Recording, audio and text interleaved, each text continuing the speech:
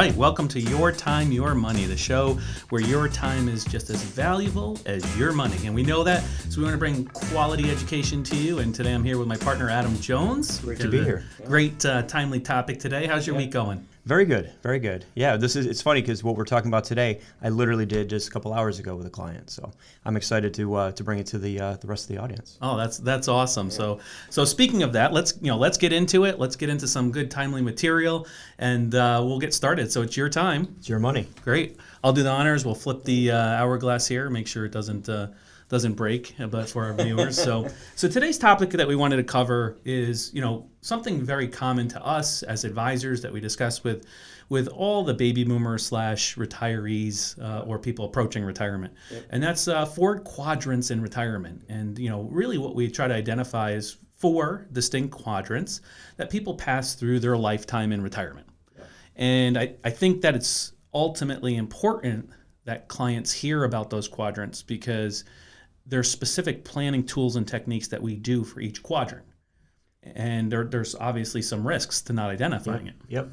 And, a lot of it, too, is, we always touch on all 4 quadrants, but for an individual person, just like any plan, one quadrant may be more special to them, more of a need to satisfy than another, because people come to us at all different stages of planning. Yeah, and, we specifically try to identify each quadrant, and we ask individuals, what quadrant do they view themselves in? Because our conversation with that client is going to be different depending on how they identify themselves. Mm-hmm. And, the worst thing you can do is meet with an advisor and they're not a good listener.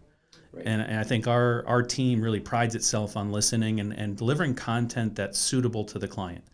Kind of like we do in episodes here, we provide timely information and material for clients. On a meeting, though, we don't want to just talk in general. We want to know, what is it that you need? What is it that your situation needs specifically so that we can custom tailor that plan around what their need is. Right.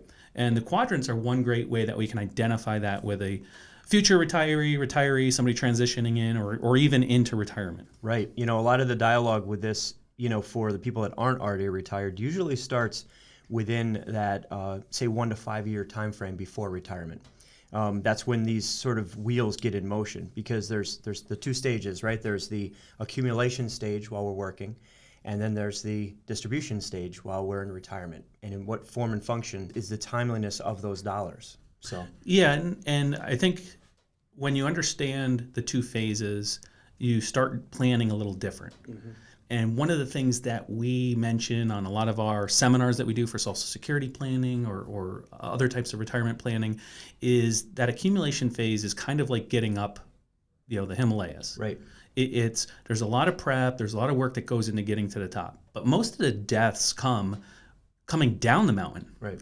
People's plan fall apart if they don't have the distribution strategy. Yep. And we want to bring both of those to light. It's very, I don't want to say easy, but it's long-term strategies to investing, dollar cost averaging, it's easy to get a client to retirement. Right. It's not as easy getting them down in retirement, getting their income strategy in retirement. So, let's discuss, in the 4 quadrants in general. So let's list those quadrants out, and then we'll get more detailed into each quadrant. So clients can kind of, mentally prepare themselves for which quadrant's most important to them at this point. Do you want to list out the quadrants and Sure, we'll go from there? Sure. Quadrant 1, there we go, is always income distribution. All right. And quadrant 2 is income protection. Quadrant 3 is asset protection. And then quadrant 4 is wealth transfer. Yeah. So just looking at those titles, itself, there's a huge difference between the last quadrant of wealth transfer and the first quadrant of income distribution. Right. Right. Income distribution is always on the top of somebody's mind leading up to retirement or right after they submit their notice to their employer. Yep.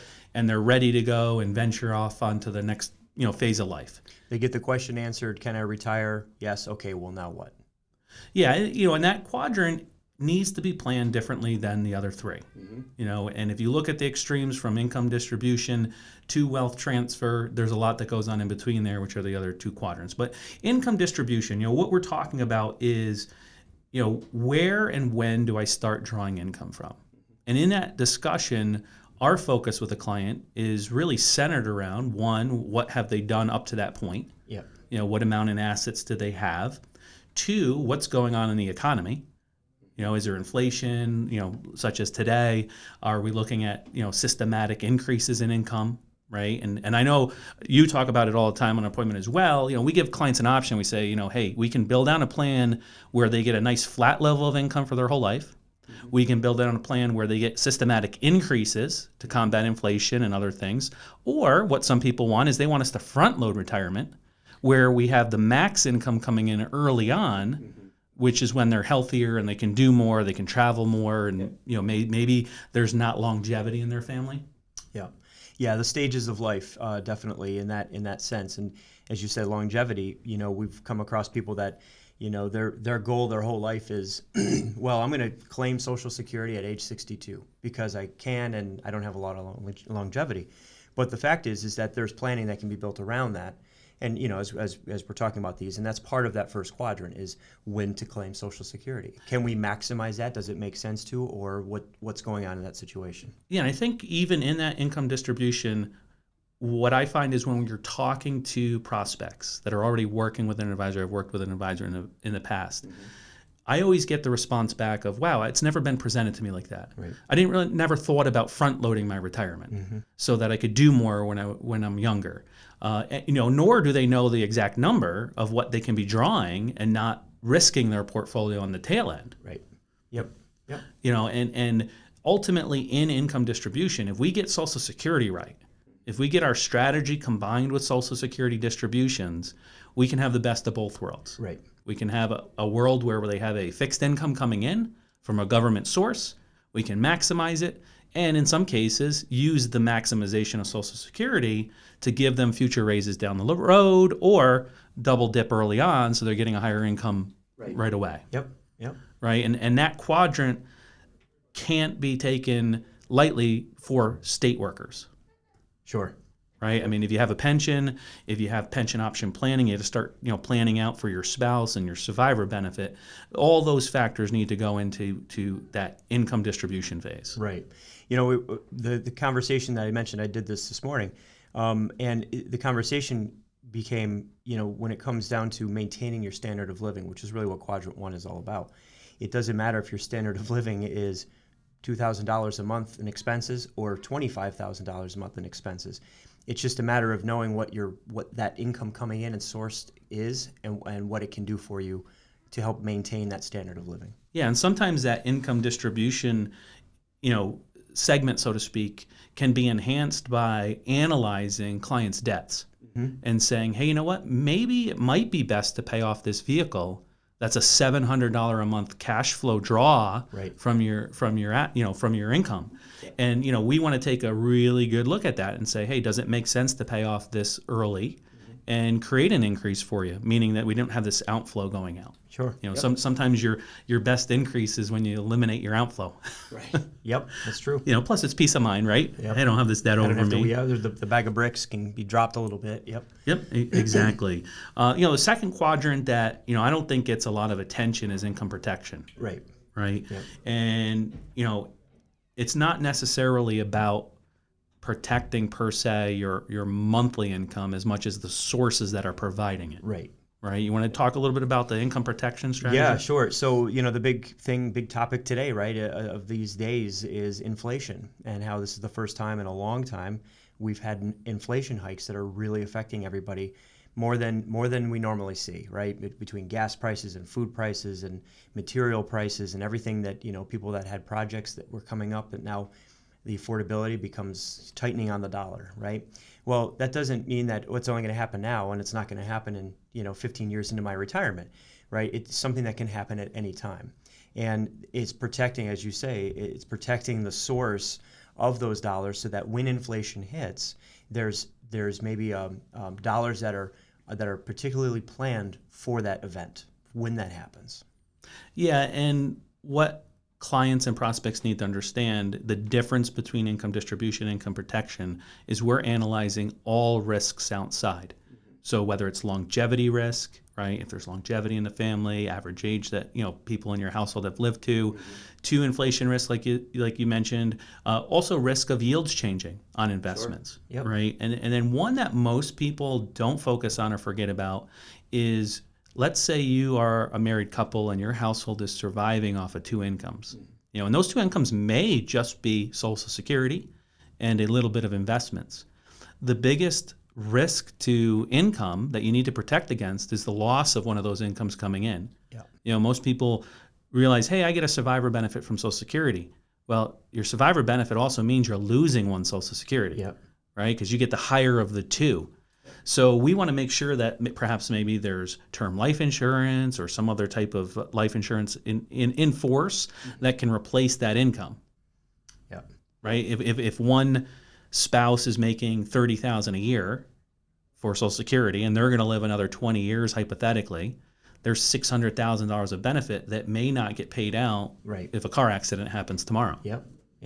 Yeah, and it's building through various vehicles those protection strategies on the case of that exact situation where someone who is maybe they might ultimately be the higher income draw or coming in, and that goes away. It can leave a huge gap for people. People can end up having to really shift lanes if they don't have a plan in place. And I would ask the listener, what would happen to your income if all of a sudden the federal government changes tax brackets drastically? Yep.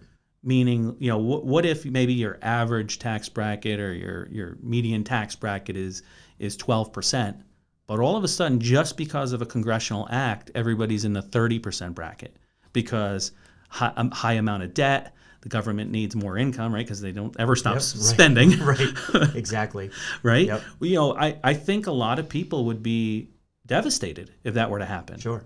Sure. Yeah, and one of the questions that I get asked a lot is Social Security going to be there for me?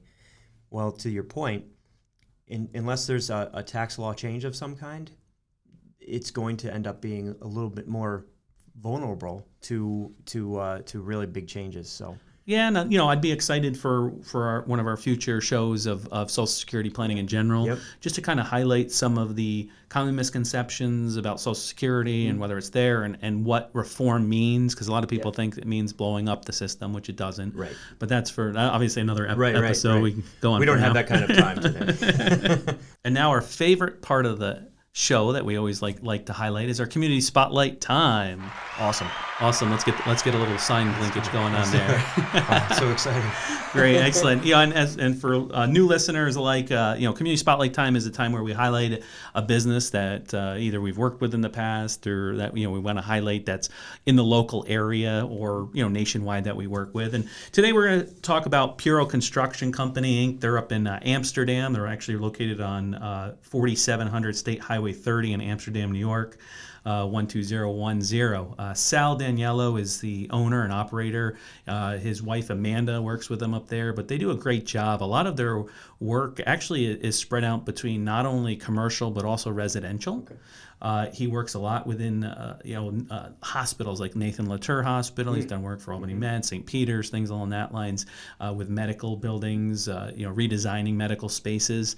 And he's actually gone as far as actually built my wife and my house. Actually came out and nice. Really put some custom work into it. But he's, I guess you would say, specialist in making sure that you stay on budget.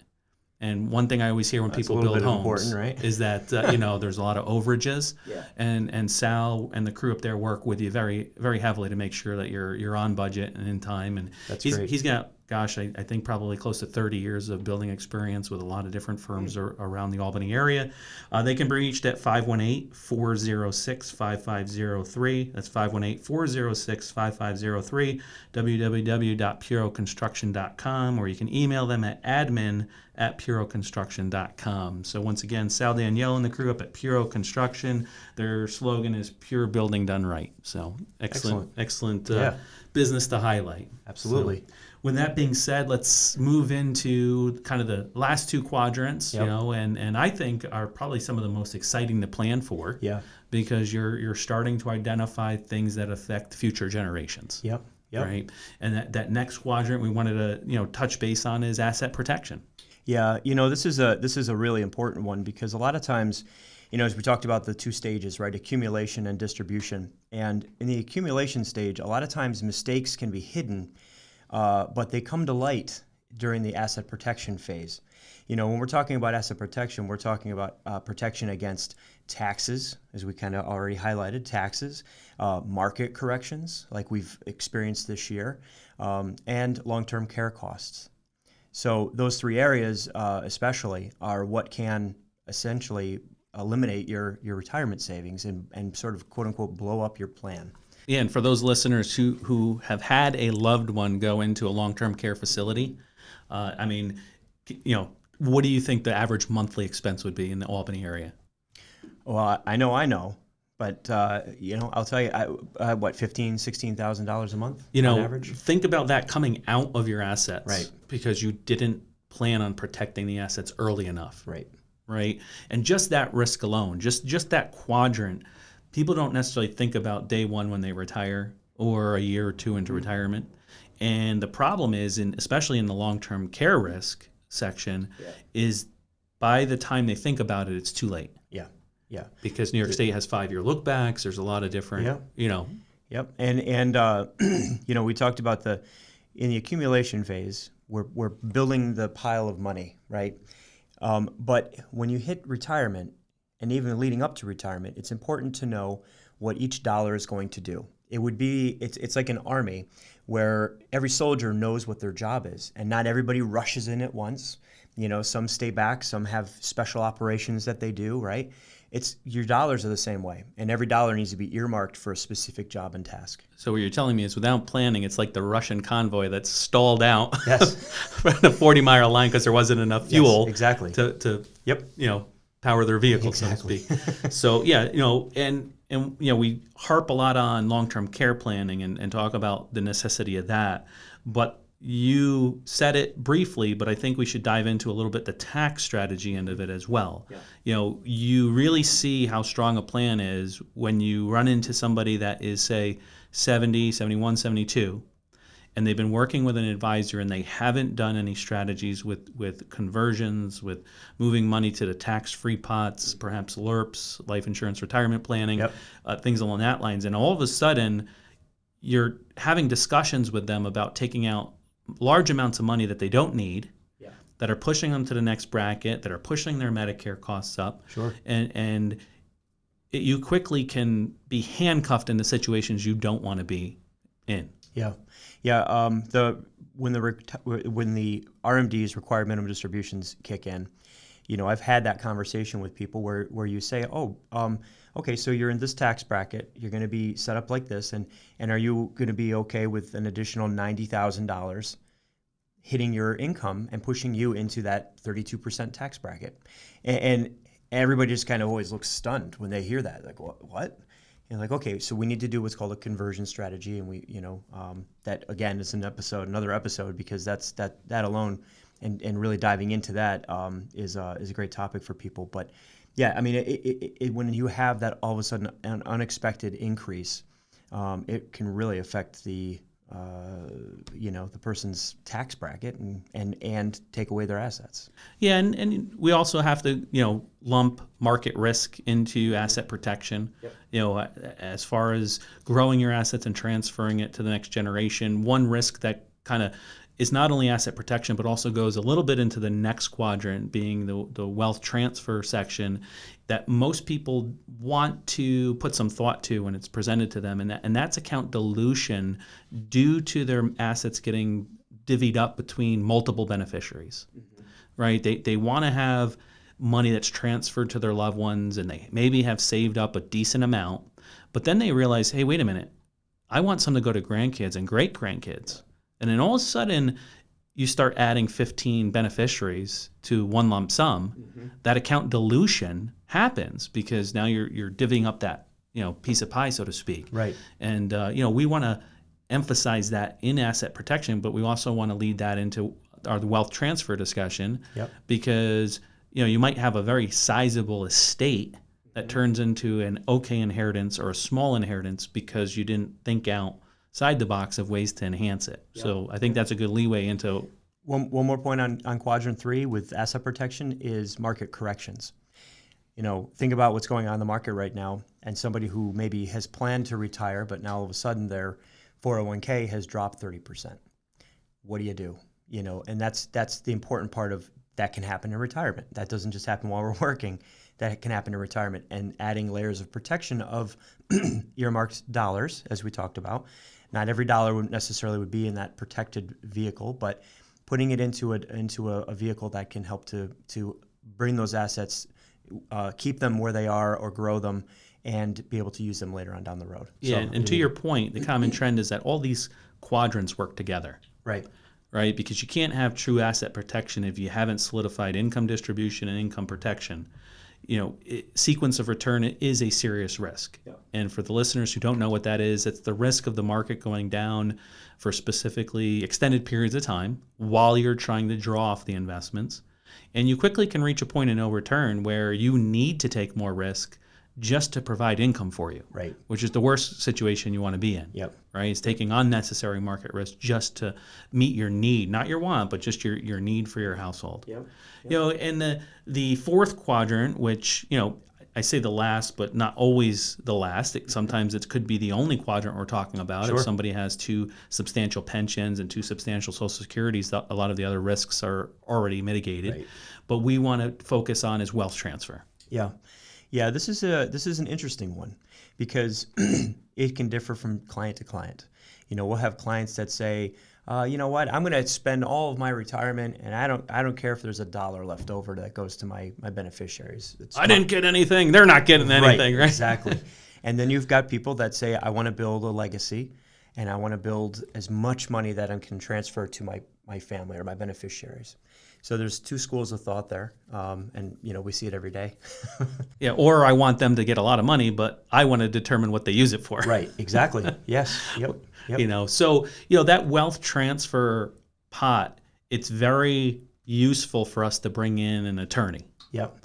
And this is where not just the CPA, but having the attorney relationship with your advisor and maybe going to meet with the attorney with your advisor is very important so that you can vocalize what it is that you want to have happen to your assets when you pass. Yeah. Right? Because we get a lot of, I didn't have anything, my kids aren't going to have anything, blah, blah, blah, or, I don't care about, whether they get it or not. But when we ask them, would you rather they had it or the government had it? We almost always get, I'd rather my kids had it. Yeah. And, I think if people, could name the date and time of their passing, then wow, what the way the world would be. But we don't know when that could be. We could have $1 bazillion in the bank, in investments or what have you, pass tomorrow, and you didn't have your 20-year retirement plan to spend down your assets. Yeah, we're getting a little bit into Minority Report here with future predictions. Right, exactly. But it is you don't know when you're going to pass.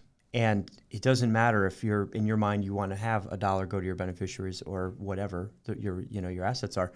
It's important to have that plan. Yeah, and they always say, right, there's 2 certainties in life, death and taxes. Right. But we don't want death to trigger taxes either. Right. Exactly. So at death we can maybe avoid one or lessen one. Yep. Exactly. And that's, obviously the tax part, not the death part. Right. So we're going to go there at some point.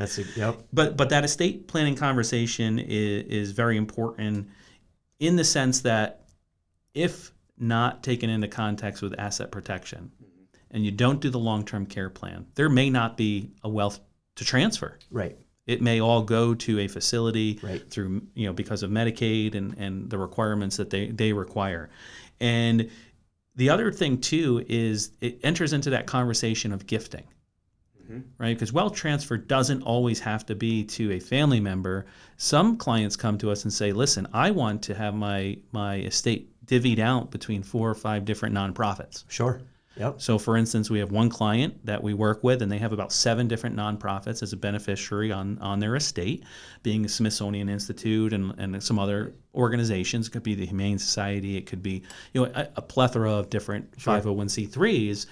But sometimes people don't even think about that because they've never been given the option. Right, right. Yeah, a lot of times when people, if they don't have any beneficiaries, that are family members or friends, they often, sometimes they'll say, I don't know what even's going to happen to my money, So yeah, there's the idea of leaving it to a charity or a not for profit or an organization that can be really benefit from those assets. And in a future episode, we'll have a guest speaker on, actually from a local nonprofit. That's the director that we're going to talk about some of these issues as well. So that's exciting to bring maybe some value and content to listeners. So stay tuned for the future episodes. So, Great. Anything else you want to add on the four quadrants and kind of retirement in general? Sure. I as I said, I think that it's important to have a plan for each dollar of your retirement assets, and it doesn't matter if you've got whatever it is, right? Whatever it's 50,000 or 500 million, it doesn't matter. Each dollar needs to have a plan, and it's important to consider all of these quadrants. And often, to say, doing this exercise this morning, it gets you thinking. Gets the client thinking. Oh, I didn't even think about that. Oh, that's a good point, because it's our world every day, right? But a client is just concerned with paying the bills and having, fun in retirement. So, these are the aspects that we consider and think about, but it's important to have a plan. And we meet with a client or a prospect and we start identifying which quadrant is most important to them. We also have to understand that clients will progress through those quadrants. Yep. Right? So we might start planning based on quadrant 1 or quadrant 2, but, as the old days of our lives theme, as sands through the hourglass. Yeah. So are the days of our lives. As we start progressing, through our lives, our needs and our quadrants are going to change, and our investments need to change to match that. Right. Right. I mean, you can't go to an advisor and say, "Hey, develop an income strategy for me," and then just forget about it, and you're all set from then on, right? Because that's the common thing we hear. We're all set. We're all set. Yeah. Chances are, if you started in the income distribution quadrant and it's been 15 or 20 years in the retirement, you're probably not in that quadrant anymore. Right. Yep. You might be in the asset protection, you might be in the wealth transfer quadrant, but your plan may not have changed at all. Right. And that's unfortunate, because that means somebody's not watching out for you. Somebody's not giving you guidance and changes to your plan as you get older. Yeah, there's the three stages of retirement, right? There's the immediate need, the near future need, and then the future need. And and guess what? As you move through each of those three stages, the near future then becomes the immediate need, and then there's the near future and future needs. So it never ends, but it's important that the plan continues to evolve. Yeah, and one thing I always tell clients is, listen, you have money that you need now. You have money that you need later. And then there's also a pocket of money that sometimes it's called never money. Mm-hmm. Money that you will never touch. Right. One drill I have sometimes that I do with clients is I slide them a piece of paper across the table and I say, I want you to write down the date that you'll spend your money down to zero. Right? And inevitably, especially for pension workers and people with Social Security income and stuff, the response back is, well, Mark, never. Mm-hmm. If that's the situation, then you need to look at your money differently. Right. And what it can do and how much risk you can take with it, or how much you can benefit other organizations or your beneficiaries, because there's always going to be money in that never pot. Mm-hmm. And at some point you have to identify that. Right. Yep. So, well, I think we did a good job of walking through the four quadrants. Hopefully clients find some value. One thing I did want to shoot out and remind clients is send some emails in. These topics and discussions that we pick and choose to bring to you are all based off of feedback from our listeners. Right. So the more feedback, the more emails or contacts that we get through our website, talking about suggestions of topics, the more important. Mm-hmm. Not hairstyles or not what we're wearing or anything like that, or not that we haven't gotten that. But, we want to bring value to you, the listener, and make sure that we are discussing things that you want to hear about. Yep. And we've gotten some feedback, so some future episodes are going to be about general investing, mutual fund basics, things along that lines to kind of bolster some education for clients as well. But today, let's talk about a little bit how they can get hold of us. yourtimeyourmoney.net. Why do we name it not .net? Because net for your net worth. So you go to yourmoney.net. find all our episodes. You can log on to Spotify, Google Play through that format as well if you're driving in your car or listening. And one thing we ask all of our listeners to do is always subscribe, especially on YouTube. Subscribe so you get timely updates to our When new podcast as they episodes come on. Yep. Exactly. And usually they're released every Thursday. So just so clients can get a semblance of when the next episode will come out. You can reach the Esley Group with Cetera Investors at 43 British American Boulevard in Latham, 12110, or our 800 number, 800-222-3202. That's 800-222-3202. You can also email us through the Esley Group Cetera Investors website and check that out for more links in our podcast series, our show series, our Spotify, or whatever it might be. So last part of our show we call Minute by Minute, where we'll cover a couple quick topics and timely topics. So first and foremost is the Esley Group's going to be doing some events for the Northeast Kidney Foundation this year. Love it. It's an organization that's near and dear to our hearts. We always try to bring some value to the Kidney Foundation by bringing some groups in for their annual golf event, as far as some other events that we do throughout the year. We usually support the children with their Christmas party as well. So if you'd like to find out more information about that, please contact us. We'd be more than happy to help you find a way to help out the Kidney Foundation, which is a great thing. Next area, too, is our Women's Recognition event. I think that's probably one of the best events that we've done in a while. Yeah. You know, I think it's a key event. It's very timely, of course, and you know, I don't want to say long overdue, but you know, I'm really looking forward to it. Yeah, and that's going to be June 16th. So if you'd like to receive information on that, reach out to us, give us a call. We'll talk to you a little bit about that event. If you'd like to attend, we'd love to have you. We are capped, I believe, at 100 people to attend that event. So if you'd like to secure a spot, please reach out to us here at the office. You know, and then another thing that I want to mention during the minute by minute, you know, kind of segment here is our team's always looking to grow. Yeah. You know, whether it's a advisor, somebody that wants to come in and you know, learn the industry, or in some cases, a lot of times we get approached by senior advisors. Yeah. You know, advisors that have 30 years of experience, 35 years of experience, and nobody's really showed them how to retire. Yeah, it's amazing with the way that with what we do every day, but it's different when it's our own practice. Yeah, because the thing that seasoned advisors always run into is, how do I make sure that the planning that I did for a client continues on with the person that I'm going to transition my client to? The trust factor. And most of the time, what happens? It gets thrown into a pool of advisors. The new advisor out of college, no offense to them, ends up getting the house account, so to speak, and then calls them and says, "Oh, by the way, your rep retired." Yeah. You know, and the Esley Group is phenomenal at developing a plan to help seasoned advisors succeed out of this business with a positive approach to their planning. So if you're listening and you're a seasoned advisor and you want to find out some about our succession planning, feel free to give us a call. So I think those are the 2 or 3 main topics that we can discuss today, and minute by minute, I think bring value to clients as well. Excellent. So great, and as always, it's your time, Your money.